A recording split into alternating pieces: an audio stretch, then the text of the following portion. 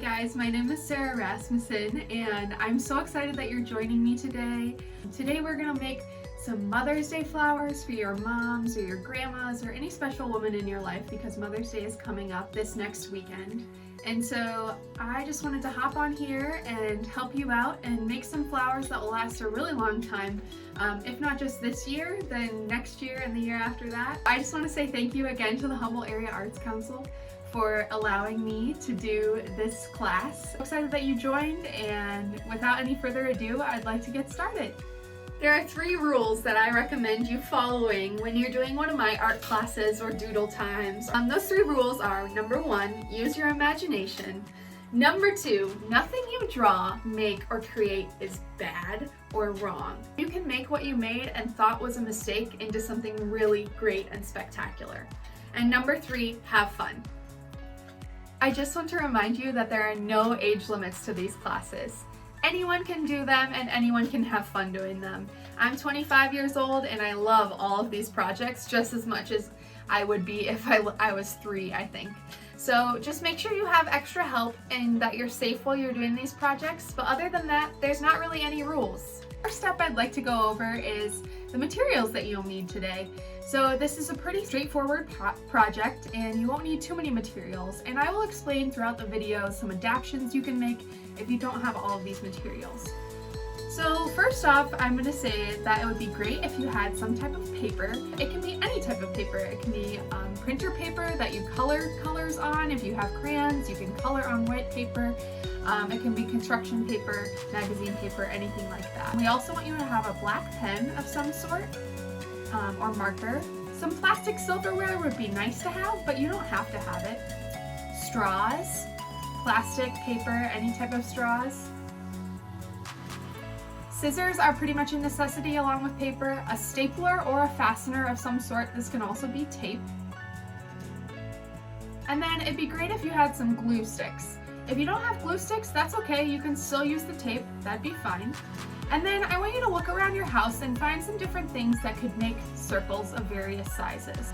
This can be the lids to jars, yogurt containers, cups that you have lying around, the lids to paint tubes, anything that has a natural circle to it. You just want to use that, so you're going to use your black marker that I showed you earlier and trace around the object. So as you can see, these are all the materials that you'll need. I first start out by tracing the largest circle on a little bit of a thicker paper. For this, I actually used an old gift box from a wrapped gift that I received. This is going to give a little sturdiness to the flower. You don't necessarily need to have this, but this is just a good place to start if you would like.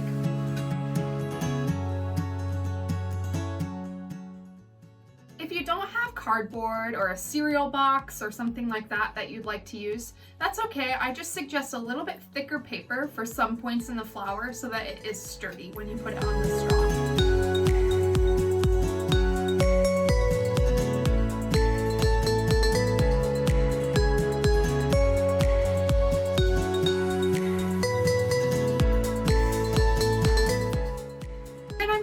To have some assorted papers like I show here. So I'm using types of scrapbooking paper, colored printer paper, colored cardstock. You can even use recycled papers like magazines or sheet music. As you can tell, these are things that I'm using. So I'm just going to take my 3 sizes of circles and I'm going to use these scraps of paper that I had from the first time I did this project, and I'm going to trace 3 different sizes of circles onto these pieces of paper.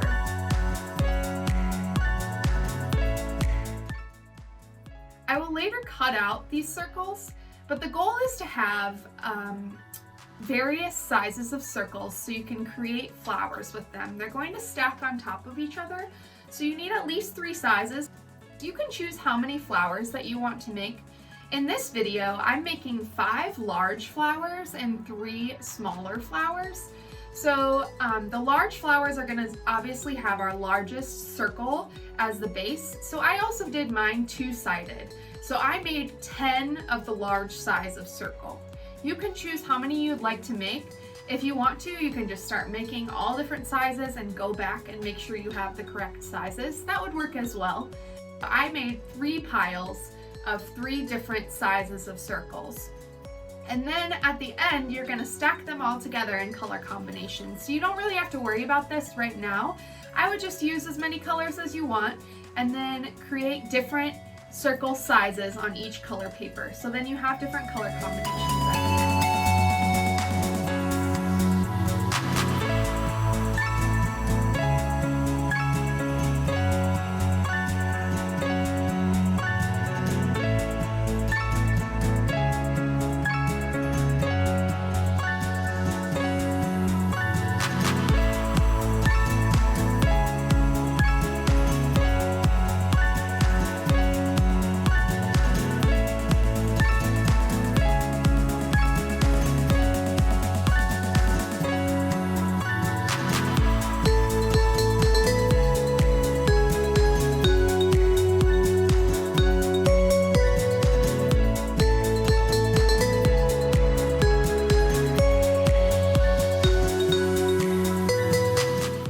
Okay, so awesome job tracing your circles. You've done a great job so far. I can already tell you guys are going to be a pro at this project. But the second step is now going to be cutting out the circles. So if you're a little bit younger, you might want to ask some help from your adults. But I'm just going to show here quick some of the circles that I cut out in all the various sizes. I do then lay the circles all in different piles, so then I know them separated by size. I have the largest circles in one pile, the medium-sized circles in another pile, the small-sized circles in the next pile, and then I have an extra small-sized circle, which isn't necessary, but that's how I made my flowers.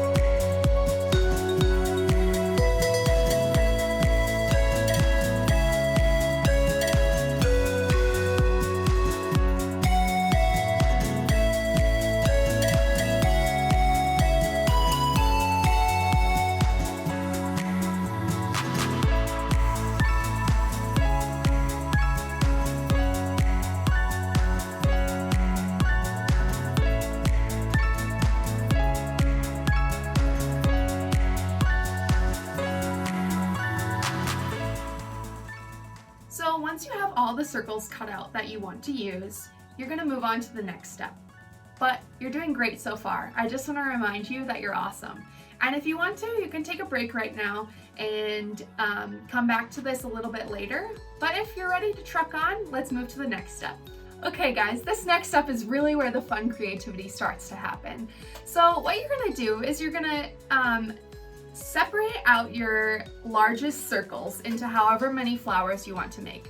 Remember, I did have 2 different sides, so in the video you're gonna see me laying out 5 flowers, but there's actually 10 large circles because I made them double-sided. This is optional, you don't have to make your flowers double-sided, but that's how I did it. And then I use at least 1 thicker paper or that cardboard for each flower, so both sides don't need to be that, but that's how I did mine. And then after you're done laying out your largest circles, you're gonna go ahead and take your medium-sized circles and place those on top of the larger circles, however you think looks best. This is gonna be kind of fun where you get to experiment and decide what colors go with other colors and decide what you think is gonna look good for your Mother's Day flowers.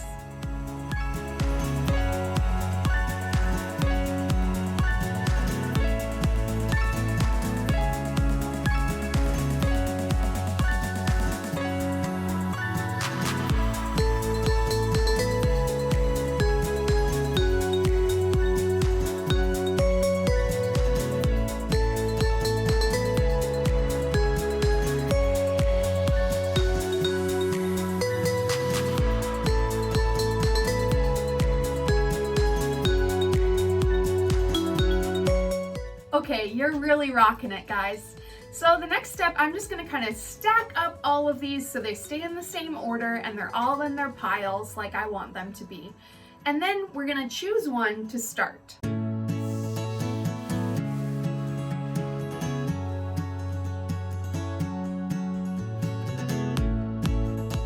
Okay, so the first flower that I chose to start with has this lime green background. So I'm gonna take my big black marker. I use a permanent marker, but if you want to, you can use a Crayola marker, any type of fine point marker. And I chose black because I wanted them all to look universal. You don't have to do black, you can choose colors if you'd like. And then I designed the outside ring first, and then I placed the next size ring on top of that to see kind of what the pattern looks like. And then I add another design on the outside of the medium flower.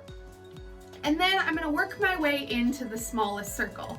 See, I'm kind of stacking them together as I create the design, so I know what I'm gonna do for the next flower. Each of these doesn't have to be super eccentric or anything complicated. You can really just put squiggles or dots. A lot of the times I use a combination of lines, dots, polka dots, flower petals. I do pointy flower petals, I do rounded flower petals. And then on the inside, I usually, on the very, very middle, I do kind of a little flower if I want. Sometimes I do polka dots there. I can also do seeds for the inside of a flower with seeds. And then I leave them all laid together and set them off to the side because I'm gonna come back and glue them together in the next step. But for right now, I'm just gonna color on all of my flowers. Don't be discouraged by this part. I know it seems like there's some creativity to this line work, but really you are all super creative and you are very capable of doing this. There's no rules for this part and there are no mistakes.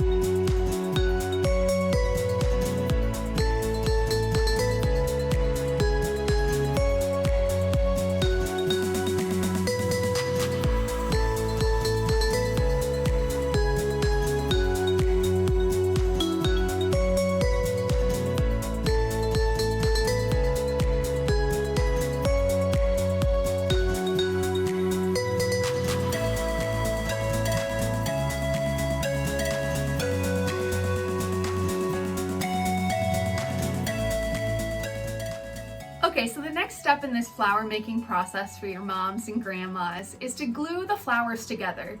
So right now you have several layers sitting on top of each other. They're all drawn on with your black marker, and you are ready to assemble the flowers. So you're just going to take them and kind of unstack each flower. You do it one at a time so that you don't separate the flowers from their original colors. And then you glue each layer on separately.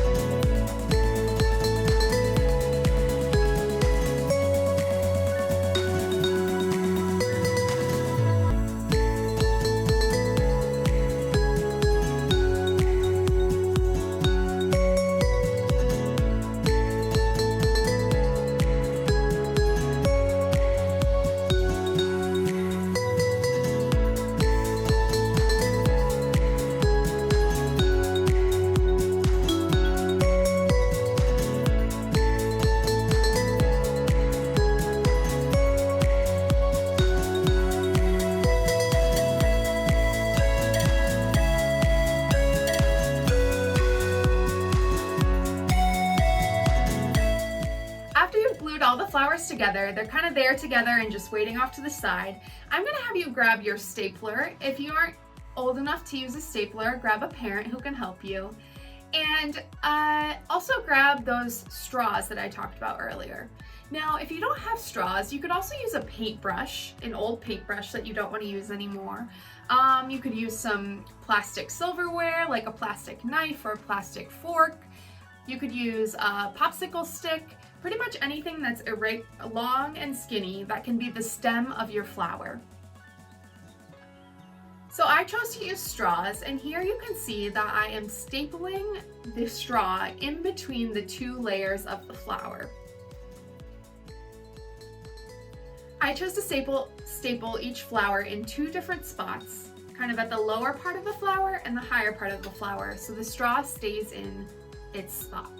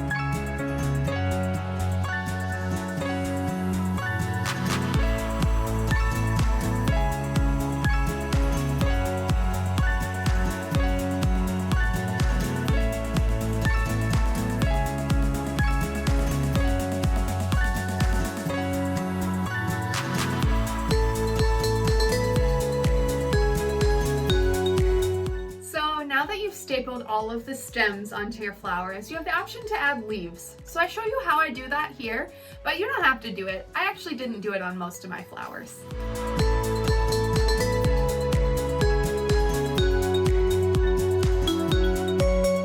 Our flowers are pretty much made the way that we like them. If you want, you can just go ahead and put those in a vase and call that your Mother's Day flowers. You don't have to make this paper vase, but I'm showing you a really cool way to make a vase out of a piece of paper. So for this step, I'd like you to use some type of a little bit heavier paper, like a cardstock paper. And as you can see, I'm making lines with my fingers. I'd like you to cut up to about 2/3 of the way on the paper and cut strips around on this paper. You can watch me do that here. Again, these strips don't need to be perfect at all.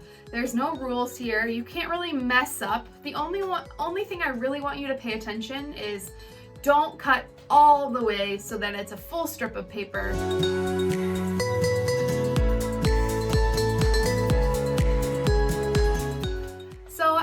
finished cutting these pieces of paper, I'm gonna want you to tape the tube together. So you're gonna take one end of the paper, say you're holding it kind of hot dog style, if we remember that, and you're gonna loop them together so all the fringes come out the top and the bottom is the entire solid piece of paper. And you're gonna tape the two edges together like you see in my video.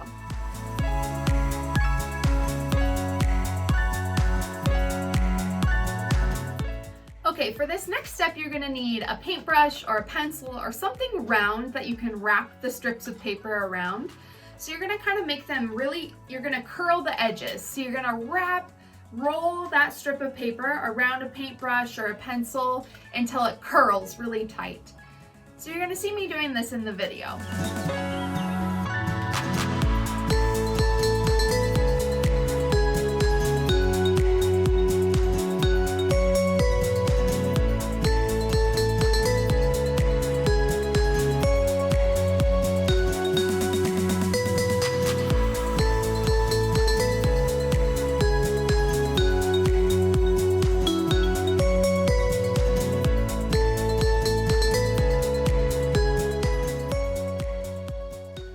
Once you've curled all of the paper strips into little rolls, then it will look kind of like a crown almost. At this point, you're gonna wanna have another strip of paper. I used a bright colored paper.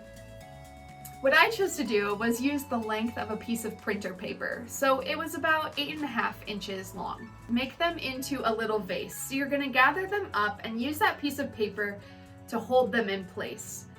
I would suggest using a stapler, a tape again at this point, and you can connect the two ends of your strip around near the back where you taped your crown vase together. This next step is a little optional.